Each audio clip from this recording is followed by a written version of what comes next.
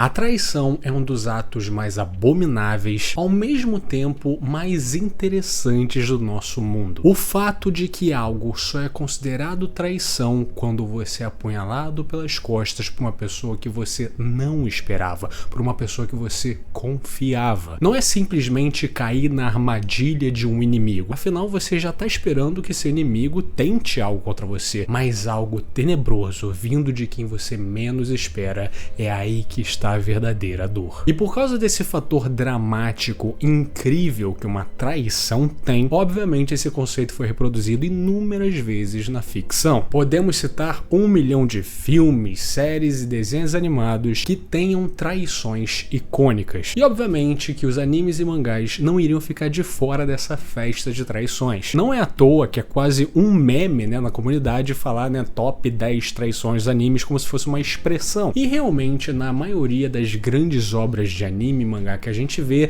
tem uma traição ali no meio. A gente pode citar talvez uma das mais icônicas, ou se não a mais icônica, a traição de Sasuke Aizen em Bleach, ou nos mangás a traição de Griffith em Berserk. E sendo esse vídeo um como criar uma traição, eu acredito que vocês já pensavam que eu ia trazer um desses exemplos famosões para falar aqui, sendo que o como criar não é sobre o exemplo mais famoso, e sim o exemplo mais fora da caixa. E se tem uma traição que me surpreendeu em vários sentidos diferentes, é em Neon Genesis Evangelion ou Evangelion, fale como quiser, a traição de Kaoru Nagisa. E obviamente, para falar dessa traição aqui nesse vídeo, eu terei que dar spoilers sobre o anime de Evangelion. Eu aqui nesse vídeo não vou citar as obras que vieram depois do anime de 95. Eu não vou falar do filme, das outras sequências, nem mesmo do mangá. Vou me ater completamente ao anime clássico de 26 episódios, então esteja avisado. Antes de eu falar sobre essa traição aqui, eu preciso te dar um pouco de contexto pra gente conseguir entender o que ela representa. Eu sei que muita gente conhece Evangelion, já ouviu falar sobre, mas eu tenho a impressão que são poucas as pessoas que viram o anime de fato e entendem a complexidade que ele é. O anime de Evangelion se passa num mundo bem bizarro, numa cidade meio futurística, mas tem toda uma cidade subterrânea embaixo, um conceito meio cyberpunk, sendo que bem mais limpo que o cyberpunk, sendo que essa obra ela é bizarramente alegórica e metafórica. Muitas das coisas que são apresentadas para nós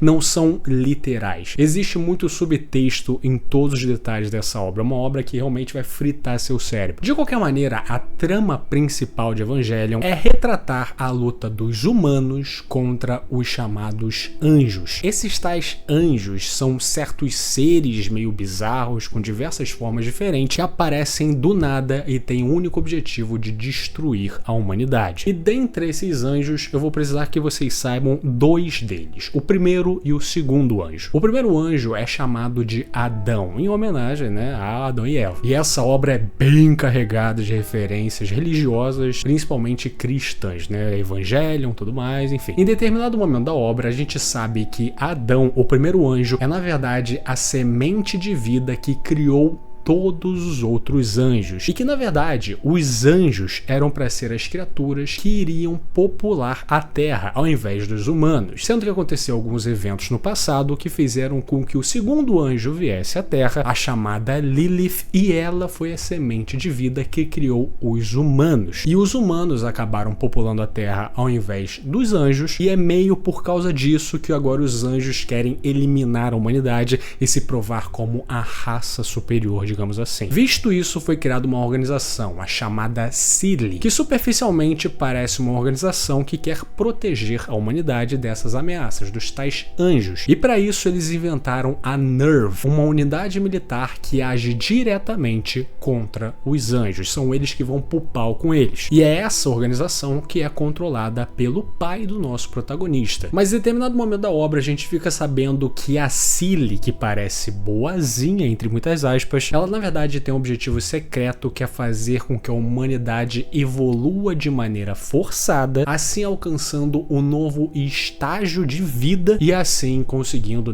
criar a raça superior e blá blá blá. É uma loucura do caralho, mas por favor lembre-se disso que vai ser importante. De qualquer maneira, o protagonista dessa história, o Ikari Shinji, ele é simplesmente um moleque da escola que tem características nem um pouco interessantes. Ele é tímido, introvertido, gosta de viver na própria cabeça, tem dificuldades de socialização. É aquele garoto que sempre tem vontade de falar algo, mas tem medo de falar, seja pela reprovação, pela pressão pública, enfim. Só que o que acontece é que em uma certa cadeia de eventos, Shinji é levado até a NERV, o local onde o pai dele trabalha, e ele é meio que obrigado a entrar em uma unidade EVA, um desses robôs gigantes responsáveis por matar os anjos, e tentar ser o piloto ali no desespero por causa da ausência da outra piloto que estava muito machucado, no caso a Rei. E depois disso, ele é completamente sugado para essa vida de piloto de robô gigante. E basicamente o anime de Evangelion funciona de maneira de que todo episódio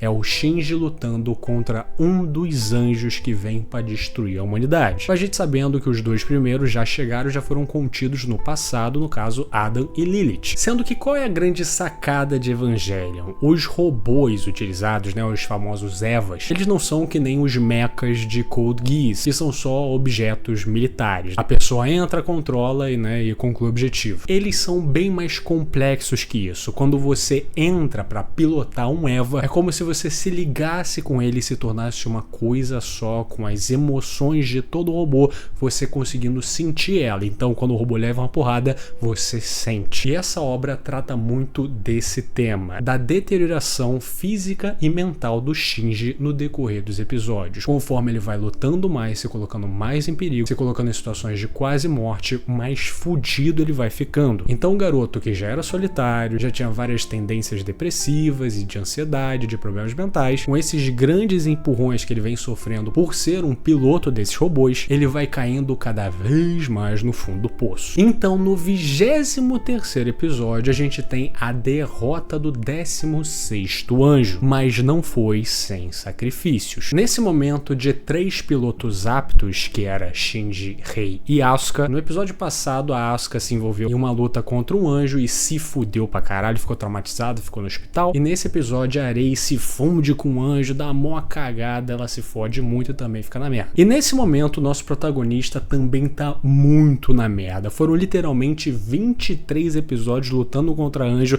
com ele aceitando essa nova realidade de que ele saiu de um garoto normal, desinteressante, é um piloto de um robô gigante, é responsável por matar as maiores ameaças desse mundo, ao mesmo tempo que ele tá fazendo isso servindo seu pai que ele odeia. Porém, ele não pode voltar atrás porque agora ele é visto como um herói, ele tem a atenção que ele tanto queria, mesmo que ele esteja arriscando sua vida. Enfim, esse é o momento onde a cabeça do Shinji tá completamente embaralhada, ele tá muito fudido. Então, finalmente, vamos para o 24º episódio, onde conhecemos o tal Kaoru Nagisa. E é importante falar aqui, antes de mais nada, que eu não vou mencionar esse personagem como ele é no mangá de Evangelion, nem o que ele é depois nos filmes e blá blá blá. Estou me atendo completamente ao anime, ok? Como eu disse antes, os nossos 3 pilotos estão na merda infinita. E quando a gente está falando de um robô que é controlado sendo um com ele, no momento que você tá fudido de cabeça, o robô também vai estar fudido de cabeça e você não vai conseguir controlar muito bem ele. E aí você que não vê o Evangelho pode estar se perguntando, caralho, mas um piloto de robô gigante são essas 3 crianças? Que porra é essa? O que acontece, inclusive algo um pouco sádico, é que só crianças que têm uma certa idade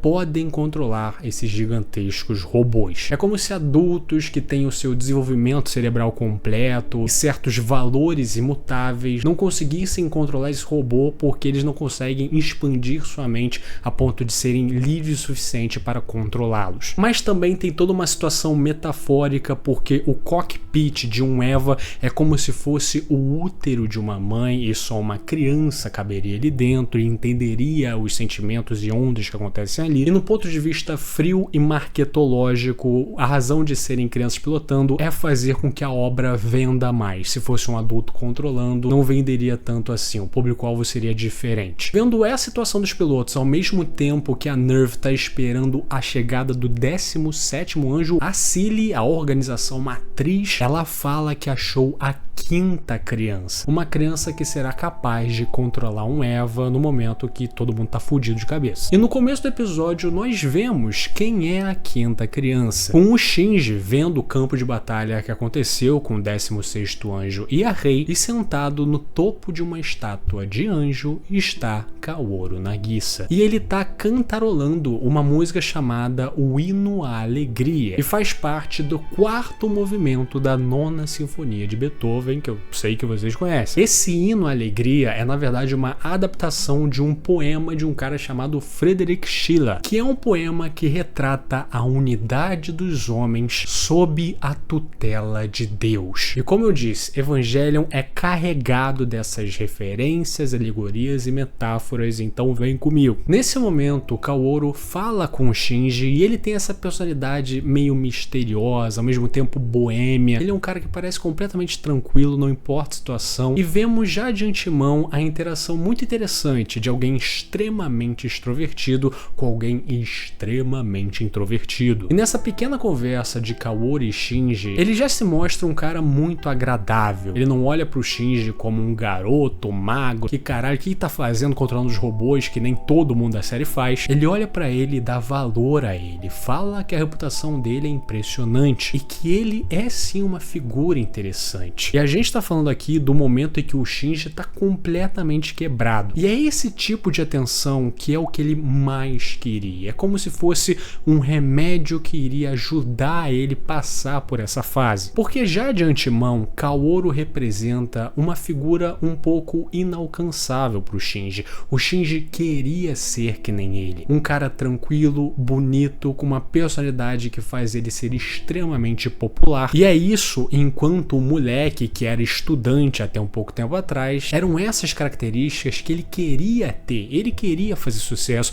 ele queria ser considerado bonitão, ele queria a atenção. E agora, a figura que reúne todas as características que ele mais queria ter, tá falando que ele é interessante e tá dando a atenção que ele só achava que teria, tendo a personalidade e características dele. Ou seja, ele é um personagem extremamente importante para o momento onde ele foi introduzido. E considerando que até agora ele foi alguém cercado por mulheres e as mulheres da idade dele simplesmente não entendiam ele, e tudo bem, eram amigas, mas não eram tão amigas assim. E a única figura masculina que ele poderia pensar é o seu pai, um ser que ele abomina. É como se ele achasse, em seu momento extremamente fragilizado, finalmente uma amigo onde ele possa fazer coisas de moleque. O Kaoru, como a 5ª criança, é testado, nos robôs para ver se ele vai dar conta do recado. E ele tem os números mais impressionantes que existe. Ele já se torna um com o robô na primeira vez que ele entra nele e ele é pica pra caralho. Depois que os pilotos são testados, o Shinji fica ali de boa e ele não quer voltar pra casa dele, porque a casa dele no momento só lembra um monte de merda que ele passou até chegar aqui, ele quer se afastar, ele quer ficar sozinho. E nesse momento o Kaoru chega e nos alto-falantes de onde eles estão está tocando o Hino à Alegria, 4º movimento da Sinfonia de Beethoven, lembre-se bem disso. De qualquer maneira, o Shinji fala ali que eles ficaram, suados com o treino e tudo mais, então eles têm que tomar banho. E o Kaoru já se convida e fala, bora tomar banho junto, amigão. Então eles entram nas termais ali da organização e nesse momento temos uma conversa extremamente importante entre os dois, aonde o Kaoru tenta ler o Shinji. Ele fala assim, cara, parece que você tem medo de se aproximar dos outros, e eu entendo isso. Afinal, quando você não se aproxima dos outros, quando você não dá brecha, você nunca será traído, você nunca vai sofrer, mas a única coisa que você sempre irá saber é a solidão. E esse papo é muito forte e me impacta de um jeito especial, porque por bastante tempo eu fui assim também. Eu fui um cara que me fechava para situações de grande sentimento e coisa do tipo. Eu meio que fugia disso com medo exatamente de sentir. Afinal, dá medo você sentir uma sensação tão grande, uma emoção tão grande que você não tem mais controle de si mesmo. Mas fazendo isso e focado no agora, você não percebe as relações e momentos que você está perdendo, a experiência que você está perdendo fazendo e tendo esse tipo de personalidade. De qualquer maneira, o Kaoru segue sendo essa personalidade misteriosa, ao mesmo tempo que extremamente amável. Ele é a primeira pessoa que não aponta nenhum dedo pro Shinji, não o julga e genuinamente gosta dele. Ao mesmo tempo que ele tem uma certa mania de falar dos humanos como se fosse algo além. Tipo, tem uma frase que ele fala, os humanos só sabem sofrer e coisa do tipo, meio que que se tirando desse balaio. Mas mesmo com esse papo misterioso, ainda tem muita inocência, muito um comportamento genuíno. Como por exemplo, o Shinji fala ali que depois dali ele vai dormir e o Kaoru já se convida. Bom, então bora dormir junto, sem nenhum tipo de maldade ou malícia. É como se ao mesmo tempo que ele não entendesse como relações sociais acontecem, ele entende muito bem como relações humanas acontecem. E antes de sair do banho, ele fala ali que os humanos são frágeis. E o coração do Shinji é um dos mais frágeis, um verdadeiro coração de vidro. E por isso Kaoru empatiza com ele. Ele sente o que Shinji sente. E quando o Shinji já acha que ele tá falando isso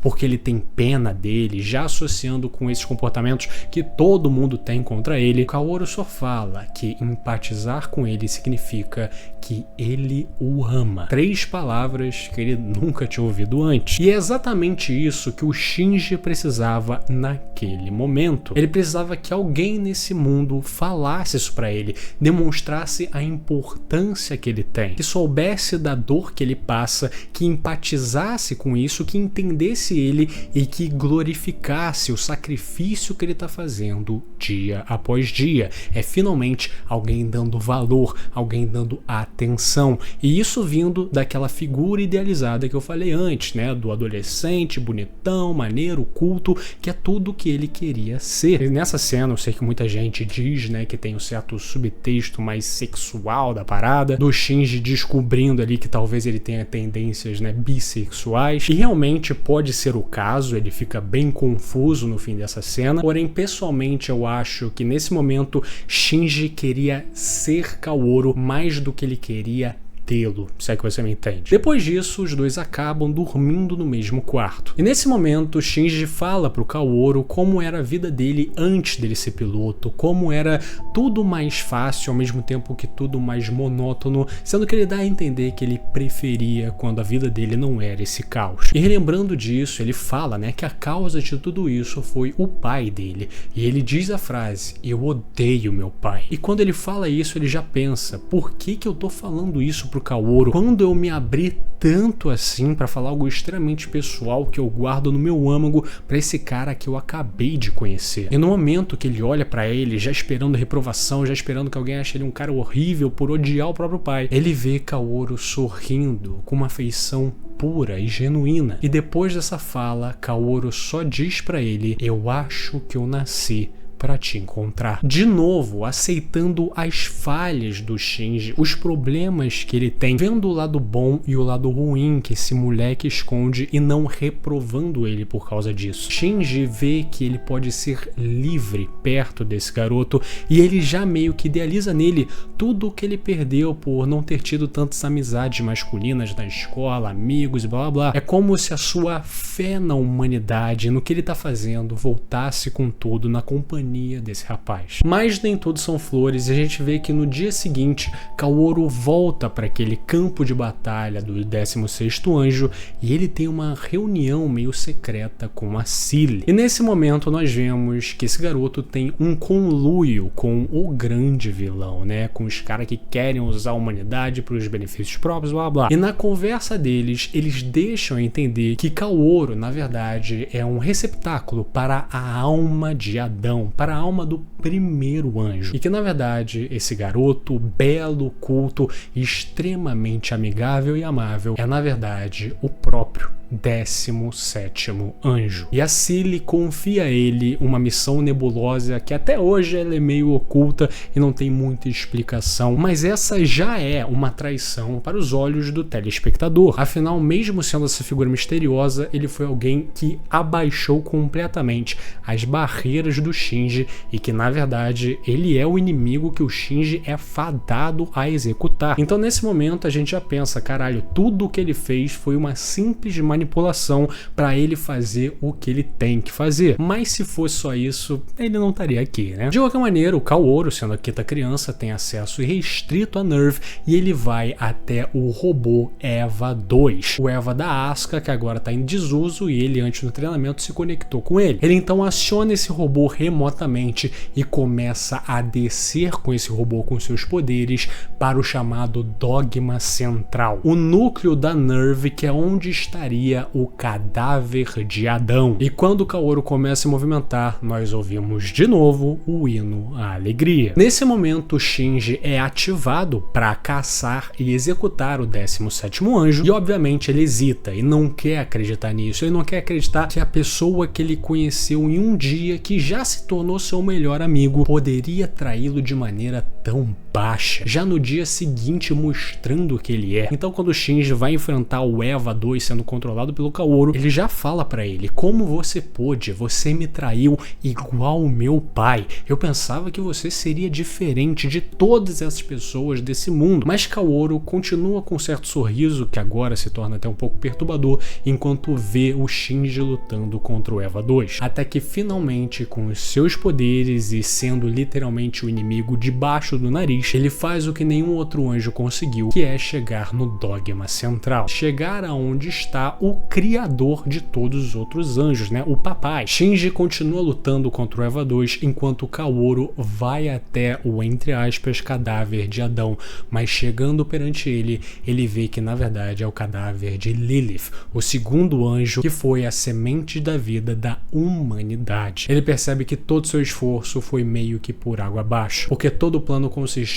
em um anjo chegar no dogma central e reativar Adão e ter, né, a supremacia anjo de volta. E nesse momento onde Kaoru fica de frente com Lilith, que no caso antes ele achava que era Adão, o anime é tão bem feito, é tão do caralho em certos detalhes, que a gente ainda tá ouvindo o hino à alegria. E nesse momento específico que diz o seguinte: e o querubim fica diante de Deus. No caso, Kaoru fica diante do que ele achava ser Adão. E isso meio que tá sincronizado com a música nesse momento, o que eu achei um detalhe do caralho. Shinji finalmente derrota o EVA 2 e Kaoru age como se tudo isso fosse parte daquele plano nebuloso. E quando o Shinji pergunta pro seu amigo o porquê ele fez isso, o porquê ele traiu ele diz o seguinte: meu destino é continuar vivendo, mesmo que isso destrua a humanidade, mas também posso morrer aqui.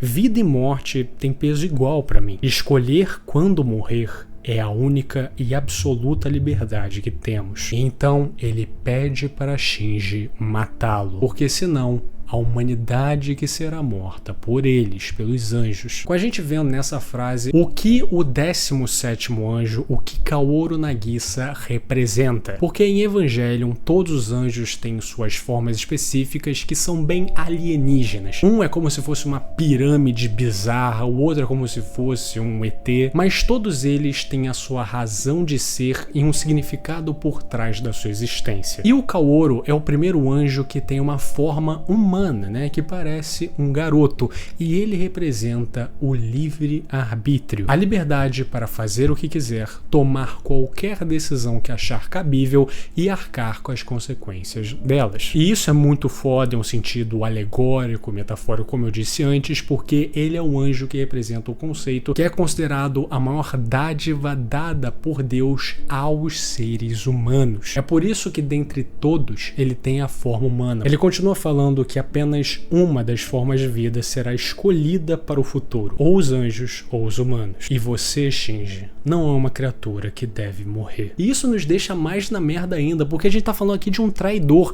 alguém que a gente facilmente teria que ter raiva. Ele traiu o protagonista, mas agora ele volta com esse papo de amor, de compaixão, de empatia, mostrando que a sua traição foi uma atitude de livre-arbítrio e agora ele está arcando com as consequências. E além disso, essa fala representa uma segunda traição dele como um anjo, tendo a alma de Adão, traindo os anjos, né? Escolhendo a humanidade. Ele diz que é grato por ter conhecido Shinji e depois de mais de 1 minuto de hesitação, Shinji finalmente dá o que ele quer e o mata, sendo o primeiro anjo que não lutou pela sua vida, sendo o primeiro anjo que sequer lutou de fato, ele simplesmente aceitou e tomou um lado. Eu lembro que eu vi esse anime meio que uma tacada só, meio que em 3 dias eu tinha visto tudo. E essa reta final, onde o Shinji tá completamente abalado e a gente, querendo ou não, se identifica com ele e sente a dor que ele tá passando, eu lembro que especificamente depois desse 24º episódio, dessa história fechadinha e perfeitinha do Kaoru, livro, eu lembro que eu fiquei alguns minutos olhando pro nada, tentando entender o que aconteceu e tentando absorver tudo que tinha pra ter que absorver. Talvez esse seja um dos melhores exemplos de um personagem que foi introduzido no melhor tempo possível, da melhor forma possível. E há todo esse tema no Kaoru, como eu já disse antes, dele ser o mais humano dentre os anjos. E é interessante que a coisa que ele exerce seu livre-arbítrio é exatamente a traição, mostrando de uma forma bem provocadora que nós humanos, quando temos liberdade, é como se fosse natural de nós trair os outros. É como se, para concluirmos nossos objetivos, nós simplesmente negamos o emocional das pessoas à nossa volta. Tudo pelo que eu quero, porque no fim do dia, humanos, ainda mais na sociedade que a gente vive, são seres individualistas. E talvez Kaoru mostrasse o lado mais bonito da humanidade, que é a capacidade da empatia perante a tudo, com ensinamentos muito parecidos com o próprio Jesus Cristo, né? Não julga ninguém, que dá abraço em todo mundo, que se alguém bate na sua cara, ofereça a outra face, ao mesmo tempo que ele também mostra o que há de mais primal e mais imoral em nossa existência, que é pelo fato de não entendermos o sentimento alheio e como certas situações irão afetar pessoas que nós confiamos e gostamos, nós acabamos negligenciando os sentimentos das pessoas em detrimento do nosso benefício. É provocador, é triste e infelizmente é bem real. Não é à toa que o tema da traição se repete em 1 bilhão de filmes e obras e novelas e tudo mais, e é um assunto recorrente. Traição nas suas diversas formas é algo completamente normal. E ver essa corrente de traições provocada por Kaoru, com ele fazendo isso no pretexto de exercer seu livre-arbítrio, ao mesmo tempo que ele arca com as consequências do que ele fez, é muito impactante quando a gente tira esse exemplo metafórico bizarro de um anime e coloca em um contexto um pouco mais palpável, um pouco mais real para nós. Esse é um dos grandes poderes de Evangelho, né? Utilizar essas questões filosóficas, reflexões e provocações da nossa humanidade e trazer de uma forma alegórica, maquiada com subtextos, mas que, se a gente analisar bem, é literalmente a história da humanidade. A traição de Kaoru Nagisa, ela é bem cruel por tudo que ela ocasiona no Shinji, por ele ter se mostrado como um amigo e ter apunhalado ele pelas costas, fazendo ele ter que matá-lo, ao mesmo tempo que ela não tem esse gosto tão amargo. Ela é até um pouco leve comparado com as traições que a gente está acostumado a ver. Ela é uma traição, mas ela se torna tão complexa que a gente nem pode definir se é uma traição de fato. Eu acho que isso faz ser tão fora da caixa. O que Kaoru faz aqui é principalmente oferecer uma perspectiva diferente do conflito que estamos vendo durante o anime inteiro. Até porque os anjos são retratados dessa maneira, né? Seres bizarros, com nenhuma conexão com a humanidade. Eles tendo essas formas é uma perfeita, né, desumanização do inimigo. É a gente não querendo saber se eles têm sentimentos, se eles têm família, blá blá blá. Eles são monstros e o objetivo da humanidade é destruí-los. Simples assim. Mas quando a gente vê o 17º anjo se portando como uma criança, finalmente alguém que dá atenção pro Shinji, que valida ele como ser humano, que é muito mais humano no sentido de ser muito mais empático do que os próprios humanos que o Shinji convive, principalmente o seu pai, que deveria ser a pessoa que mais ama ele, e depois ele se revela como mais um dos inimigos da humanidade, como mais um anjo. Mas ele não resiste, ele não luta, e quando ele vê que seu objetivo é por água abaixo, ele simplesmente aceita. Esse personagem provoca um gatilho muito grande na gente, porque ele faz a gente ver os outros episódios onde o Shinji matou 1 bilhão de anjos e começa a pensar, pô, será que esses caras tinham certas personalidades, tinham sentimentos, emoções, empatia? Uma coisa que eu nunca pensei antes, porque eles eram claros alienígenas monstros, e como pessoalmente eu sou alguém que adora, né, mudança de perspectivas e como elas delimitam extremamente a forma como você vai enxergar certa situação, certo personagem, certa trama. Eu simplesmente adoro o trabalho que Kaoru faz aqui. Todo o conceito, né, bíblico do livre-arbítrio, dele ser alguém que escolhe a traição, ao mesmo tempo que ele é alguém que escolhe amar a humanidade acima dos próprios anjos, acima da própria raça. É uma decisão que ele tomou e ele arca com as consequências disso. Com certeza, um dos personagens que mais nos faz pensar pensar em uma obra que sempre provoca fazer você pensar. E por causa disso, eu sinto que ele merece um destaque especial. Com certeza um personagem incrível que faz a gente ver essa obra igualmente incrível com outros olhos completamente. Se você chegou até aqui, meu muito obrigado. Lembre-se sempre, curta, comenta, compartilhe e se inscreva no canal, isso me ajuda demais. Se tiver pelo seu lado, dê uma hypada para ajudar o guri. Um agradecimento especial para Guilherme Paiva, Alisson Rodrigues, Guaxinim Gamer, Brunzarella, Rinha Charles, Buruburu, O Gugas, Guilherme Xavier, Arroz Cadele, Vanilson Silva, Retroblade, Bigode Orei, Maria, Gustavo Onder, Matheus Santos, João Pedro, João Oben, Pedro Junqueira, Petucadora PL, Rafa Branco Júnior, Gabriel Franco, João Vitor, Volknar, e o Caco e o Maguiche que odeia baixinhos, Renan Correia, Ticumia, Paulo Vitor, Abroba, Ria Benedito, Ibura, Davi Martins, Carlos Moreiro, Indialogável, Togers, Fábio Luiz, Victor Moser, Jean, Gustingel, Worth, Gabriel Zardo, Frost, Chimboca Xota, Saque, Igor Viano, Web, Giovanni Vaz, Guilherme Cruz, Jonas Fagundes, Madrugabi, Pedro Rodrigues, Killer, Matheus Sarra, Feceu, Senhor Suíça, M. Guido, Fiat Pô todo fudido, Entrou Sabonete do Buraco do Peru, Marcelo Gozer, Saulo Rodrigues, Ângela Cavalcante, Matheus Siqueiro, Meu Nome é Jorge, Guilherme Xavier, O Loki, Amo Chutar, Jojo Reference, muda o porra do nome, Hulk, Quebra-Cabeças, Project Tauá, Gabriel Fraga, Timão Analítico, Goiaba 2202, Hipnos 11, Lobion, É Verdade, Devans, Karma e Ana Bica. Eles são os membros do canal, muitíssimo obrigado pelo seu apoio, vocês são fodas demais. E se você quiser ser que nem esses paladinos de Inferno de Dante, considere ser um membro também. É uma cervejinha que você deixa de beber no mês, então assim, se tiver somando sua carteira, por favor, considere. Tchau, tchau!